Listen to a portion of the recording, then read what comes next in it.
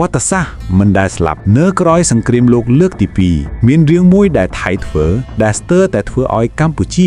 บัดบองตึกใดจีเรียงระหดตาในดันเตเนื้อขนมสมัยกาลสังเกตโลกเลือกที่ปี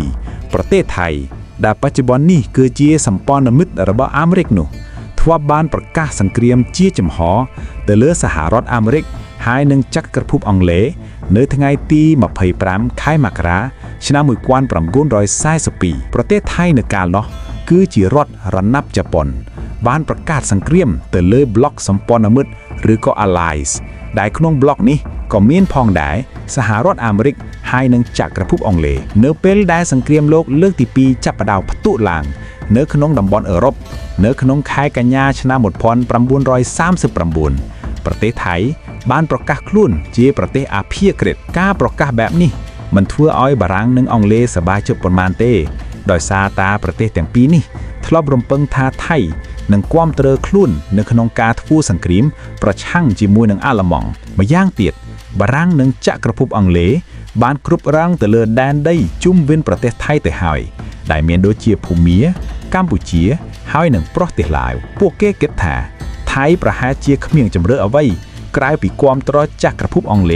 หายหนึ่งบารังดำใบทรูสังเกรียมประชังหนึ่งอาละมังให้หนึ่งจับพอนุเตอย่างน่ากระดอยเข้าปีการจ้องบ้านระเบาะบารังหายหนึ่งอังเลไทยมันตรำตายมันเนื้อขนองกำลังอาเพียกรุเตบันติกมาดอ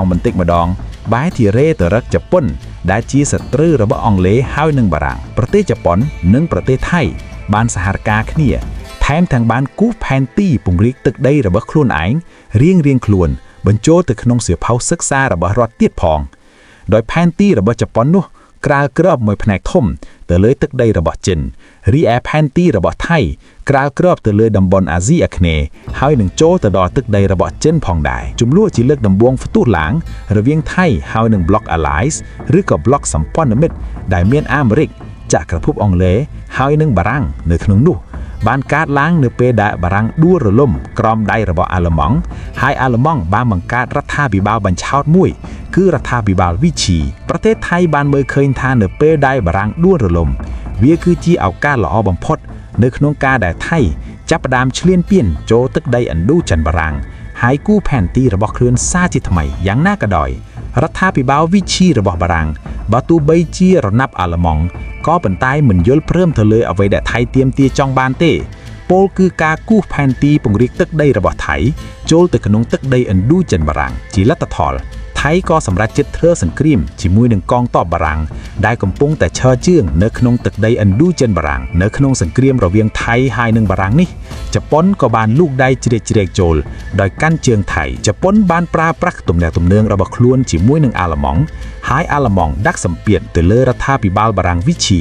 อ้อยเพิ่มประโกลได้ประหารจีบใบมื่นใบปอนกิโลเมตรกะเรแต่อ้อยประเทศไทยเนื้อทั้งไงตีปรำใบคายธนูชนะมือปอนปรำบ้วนร้อยไส้สมุยบรรตัวปีจะป้อนบากาวีประหารอย่างสหาบังพดแต่เลยมูลฐานโยเทียระบาอเมริกเนื้อฟิลฮาร์เบิร์ดก็หาไว้กองตัวระบาจะป้อนสนทึกสนทวบบ้านจิเนียเวียหมอกจอดเนื้อกำปงเพียกระบาไทยเนื้อขนมยุทธนาการเวียจะบังเยือกแดนก็แต่งหลายเหนือเพียกข้างทบงมหาสมุทรแปซิฟิกประเทศญี่ปุ่นบ้านเยือกไทยจีจำนวยกาเหนือขนมยุทธนาการเวียจะบังเยือกแดนก็แต่งหลายเหนือเพียกข้างทบงในแปซิฟิกบันแทมปีเลยนี่นายกรัฐมนตรีระบาไทยเหนือเปียวนุคือแปลกผีบุลสังกรามสหกาจีมวยหนึ่งญี่ปุ่นรีแพนตี้เวียจะบังโจกันกับตึกไดเจนแต่งมู่มวยบุตรพนัยคือจีระบาญี่ปุ่นให้บุตรพนัยเตี้ยนไทยหนึ่งโจลตึกกันกับแด่เนื้อตีบรรจับดำใบสำไรมูฮัจตะระบอกคลวนเนื้อขนมกาปุงริกตึกได้บังการเรียเทียนาจากไทยตัวชีอาณาจักรดอกทุ่มมวยใกล้ผีบุลสังกรามก่อบ้านประกาศสังเกรียมจีจำห่อตัวเลือสหรัฐอเมริกหายหนึ่งจะกระพุบอังเลจับปีค่ายตุลาชนะหมดปอนประบุนร้อยไส้เสมวยประเทศไทยบ้านคล้ายติชีรถระนับระบาญี่ปุ่นปิงตี้ในกระนองสังเกรียมโลกเลือกตีปีเอาไว้ในบ้านเลือกลางบอกนี่จ้องบันเคียอัมปีจำนวนสำคัญมวยนู่คือมหัจตาระบาประเทศไทยในขนมกาปุงริกตึกใดดำใบปุงริกตึกใดพวกเกมันคลาดสู้ใบตายประกาศสังเกรียมจีมวยหนึ่งพวกมหาอำนาจได้เมียนโดยจีจักรภพอังเลหรือก็สหรัฐอเมริกจำนายไอจือบรรต่อตัวนี้โซมเลิกลายอัมปีแหตกาลมอัดแต่โตจมวยนังประเทศไทยเนออำลงสังเกรียมโลกเลือกที่ปี តើនៅអំឡុងសង្គ្រាមលោកលើកទី2នោះថៃបានធ្វើអ្វីខ្លះប៉ះពាល់មកលើទឹកដីកម្ពុជានៅក្នុងឆ្នាំ1932បន្ទាប់ពីកើតមានរដ្ឋប្រហារមិនបង្ហូរឈាមមួយសៀមក៏បានក្លាយទៅជាប្រទេសប្រកាន់យករបបប្រជាធិបតេយ្យអាស្រ័យរដ្ឋធម្មនុញ្ញគឺបិទបញ្ចប់របបប្រជានិយមផ្ដាច់ការនៅក្នុងឆ្នាំ1935ព្រះចៅទីពុកឬក៏រាមាទី7បានដាក់រាជឲ្យប្រគល់រាជសម្បត្តិទៅឲ្យក្មួយរបស់ព្រះអង្គគឺរាមាទី8លុះចូលមកដល់ខែធ្នូឆ្នាំ1938ឧត្តមសេនីយ៍ផ្លែភិបូលសង្គ្រាមដែលទើបតែក្លាយទៅជានាយករដ្ឋមន្ត្រីរបស់សៀមថ្មីនោះបានចាប់ផ្ដើមប្រមូលផ្ដុំអំណាចយកមកដាក់នៅក្នុងកណ្ដាប់ដៃរបស់គាត់លុះចូលមកដល់ដើមឆ្នាំ1939គាត់បានបញ្ជាឲ្យចាប់ខ្លួនគូប្រជែងនយោបាយរបស់គាត់ចំនួន40នាក់ក្នុងនោះ18នាក់ត្រូវបានកាត់ទោសប្រហារជីវិត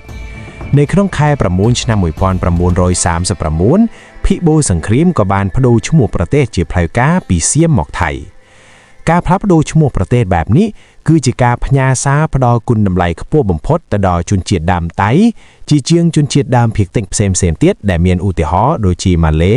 ចិនឡាវសានជាដើម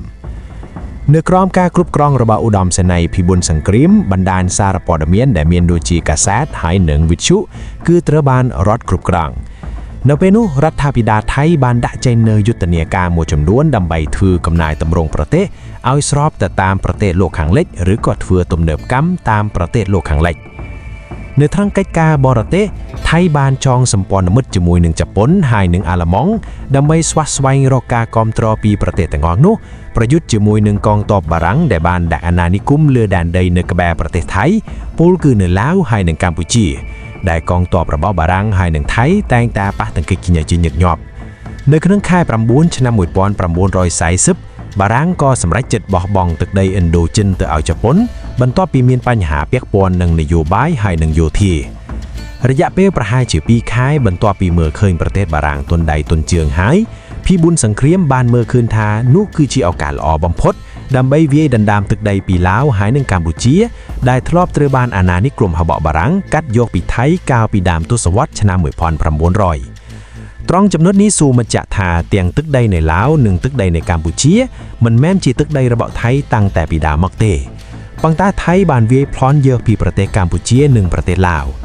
នៅពេលដែលបារាំងចូលមកដល់តំបន់ឥណ្ឌូជីននោះបារាំងក៏បានទាមទារយកទឹកដីទាំងអស់នោះមកឲ្យកម្ពុជាហើយនិងឡាវវិញដើម្បីយកធ្វើជាដែនដីអាណានិគមរបស់បារាំងសង្គ្រាមព្រំដែនរវាងថៃហើយនិងកងទ័ពបារាំងនៅក្នុងតំបន់ឥណ្ឌូចិនបានចាប់ផ្ទុះឡើងពីខែតុលាឆ្នាំ1940ដោយថៃបានប្រើប្រាស់យន្តហោះបាញ់ប្រហារនិងទម្លាក់គ្រាប់បែកទៅលើទឹកដីវៀងច័ន្ទនៃប្រទេសឡាវនិងទៅលើទឹកដីស៊ីសាផុនហើយនិងបាត់ដំបងនៅក្នុងប្រទេសកម្ពុជានៅពេលនោះកងទ័ពជើងអាកាសរបស់បារាំងនៅក្នុងតំបន់ឥណ្ឌូចិនប្រើប្រាស់សេវាវុធចាស់ៗមិនអាចទប់ទល់ការវាយប្រហាររបស់ថៃបាន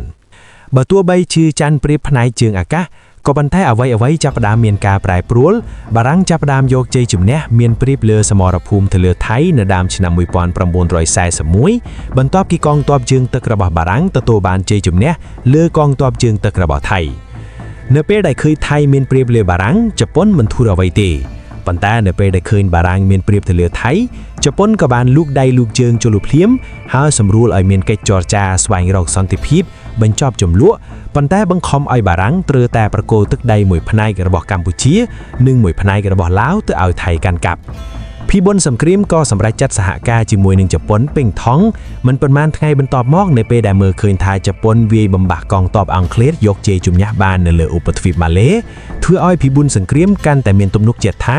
ជប៉ុនច្បាស់ជាឈ្នះនៅក្នុងសង្គ្រាមលោកលើកទី2ភិបូលសង្គ្រាមយល់ថាប្រសិនបើជប៉ុនឈ្នះសង្គ្រាមមែននោះច្បាស់ណាស់ថៃដែលជាសម្ព័ន្ធមិត្តរបស់ជប៉ុននឹងអាចកាន់កាប់ទឹកដីដ៏ធំធេងអស្ចារ្យមិនធ្លាប់មានដូច្នេះហើយចូលមកដល់ថ្ងៃទី21ខែធ្នូឆ្នាំ1941ជប៉ុនហើយនិងប្រទេសថៃក៏បានចុះហត្ថលេខាលើកិច្ចព្រមព្រៀងយោធាជាមួយនឹងគ្នាដែលថៃអនុញ្ញាតឲ្យកងទ័ពរបស់ជប៉ុនអាចប្រើប្រាស់មូលដ្ឋានយោធាទាំងអស់របស់ថៃមិនថាជាមូលដ្ឋានកងទ័ពជើងទឹកជើងគោកឬក៏ជើងអាកាសបន្ទាប់ពីថៃអនុញ្ញាតឲ្យយោធារបស់ជប៉ុនប្រើប្រាស់មូលដ្ឋានយោធារបស់ខ្លួនហើយនោះកងទ័ពជើងអាកាសរបស់អង់គ្លេសក៏បើកការវាយប្រហារទៅលើមូលដ្ឋានយោធារបស់ថៃ ជាលទ្ធផលថៃក៏បានและនេះប្រកាសសង្គ្រាមទៅលើចក្រភពអង់គ្លេសហើយនិងសហរដ្ឋអាមេរិកពលគឺបកសម្ព័ន្ធអាលាយនៅក្នុងថ្ងៃទី25ខែមករាឆ្នាំ1942នៅឯសហរដ្ឋអាមេរិកឯណោះវិញឯកឧត្តមឯករាជទូតថៃលោកសេននីប្រាម៉ូតបានបដិសេធមិនព្រមប្រគល់សេចក្តីប្រកាសសង្គ្រាមខែមករាឆ្នាំ1942ទៅឲ្យសហរដ្ឋអាមេរិកទេមានន័យថាគាត់ប្រឆាំងទៅនឹងការប្រកាសសង្គ្រាមទៅលើសហរដ្ឋអាមេរិកពីសំណាក់ប្រទេសថៃហើយទីបំផុតគាត់បានក្លាយទៅជាមេដឹកនាំចលនាថៃសេរីដែលទទួលបាននូវការគាំទ្រពីសហរដ្ឋអាមេរិក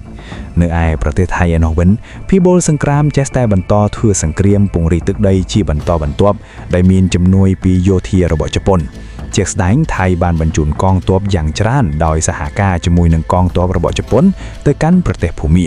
បន្ទាប់ពីវាយបានទឹកដីភូមាជប៉ុនក៏ប្រគល់ទឹកដីនោះទៅឲ្យថៃប៉ុន្តែមានចំណុចមួយដែលពិបុលសង្គ្រាមមិនយល់ស្របជាមួយនឹងទស្សនៈរបស់ជប៉ុននៅក្នុងការបង្កើតប្លុកអាស៊ីដ៏ធំមួយដែលគេហៅថា The Greater East Asia Co-Prosperity Sphere ដូច្នេះហើយបានជាថៃបដិសេធនៅក្នុងការចូលរួមនៅក្នុងសន្និសីទឆ្នាំ1943ស្ដីអំពីរឿងនេះជាមួយនឹងជប៉ុននៅក្នុងខែមករាឆ្នាំ1942នៅពេលដែលថៃមើលឃើញថាជប៉ុនទំនងជាមិនអាចឈ្នះនៅក្នុងសង្គ្រាមនេះបានទេដូច្នេះថៃក៏ចាប់ផ្ដើមងាករេចេញពីជប៉ុនបន្តិចម្ដងដោយថៃបានជួបជជែកគ្នាជាមួយនឹងរដ្ឋាភិបាលរបស់ចិនហើយបានដោះលែងអ្នកទោសយ៉ាងច្រើនដែលជាជនជាតិចិនធ្លាប់ត្រូវបានយោធារបស់ថៃចាប់ខ្លួននៅក្នុងទឹកដីភូមាកាលពីដើមឆ្នាំ1942នៅក្នុងឆ្នាំ1944ខួងអភ័យវង្សដែលមានដើមកំណើតជាខ្មែរបានក្លាយទៅជានាយករដ្ឋមន្ត្រីជំនួសផ្លៃភិបុលសង្គ្រាមជាចំហអភ័យវង្សធ្វើជាស្មោះត្រង់ជាមួយនឹងជប៉ុនក៏ប៉ុន្តែបានលួចតាក់ទងគ្នាជាសម្ងាត់ជាមួយនឹងប្លុកសម្ព័ន្ធមិត្តដែលមានអាមេរិកអង់គ្លេសហើយនិងបារាំងអភ័យវង្សបានសន្យាជាសម្ងាត់ជាមួយនឹងចក្រភពអង់គ្លេសថានឹងព្រមប្រគល់ទឹកដីទាំងឡាយដែលថៃធ្លាប់បានវាយយកពីភូមានិងម៉ាឡេប្រគល់ទៅឲ្យចក្រភពអង់គ្លេសវិញហើយក្រោយមកបានចរចាជាមួយអាមេរិកថានឹងប្រគល់ទឹកដីឥណ្ឌូចិនទៅឲ្យបារាំងនៅក្នុងលទ្ធផលសង្គ្រាមលោកលើកទី2ជប៉ុនគឺជាភាគីច័ន្ទសង្គ្រាមបន្ទាប់ពីសង្គ្រាមចប់ភ្លាមខួងអភ័យវង្សក៏បានសម្រេចចិត្តលះលែងចេញពីតំណែងជានាយករដ្ឋមន្ត្រីរបស់ថៃភ្លាមនោះផងដែរដើម្បីលាងមុខលាងមាត់